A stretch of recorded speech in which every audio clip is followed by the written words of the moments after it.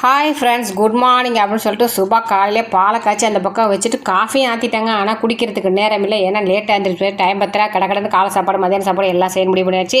வெங்காயம் தக்காளி வதக்கி சட்னி அரைச்சலான்ட்டு வெங்காயம் தக்காளியை வதக்கிட்டு தக்காளி சட்னியில் புளிப்பு இருக்கும், இருந்தாலும் நம்ம ஒரு துண்டு புளி சேர்த்தோம்னு வச்சுங்க வேறு லெவலாக இருக்கும். கொத்தமல்லி தலையோட காம்பு இருக்குல்ல, அதை சேர்த்து வச்சது இந்த மாதிரி சட்னி வதக்கையில் ரசத்துக்கு தட்டையில் அப்போல்லாம் போட்டோம்னா நல்லா வாசனையாக இருக்கும்.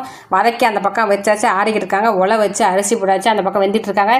இட்லி ஊற்றுறதுக்கு தண்ணி ஊற்றி வச்சாச்சு, தண்ணி காஞ்சிட்டு இருக்காங்க. இட்லி ஊற்றுறதுக்கு தண்ணி நல்லா கொதிக்கணும்.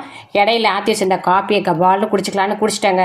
அந்த இட்லி ஊற்றும் போது தண்ணி நல்லா கொதிச்சதுக்கப்புறம் துணியை நனைச்சி விட்டு ஒரு ஈடை ஊற்றி வச்சு ஒரு நிமிஷம் கழித்து அதுக்கப்புறம் மூடியை ஓப்பன் பண்ணி அதுக்கப்புறம் மேயிடை ஊற்றி வச்சா தண்ணிக்கு ஒரு கமருக்கு இட்லி.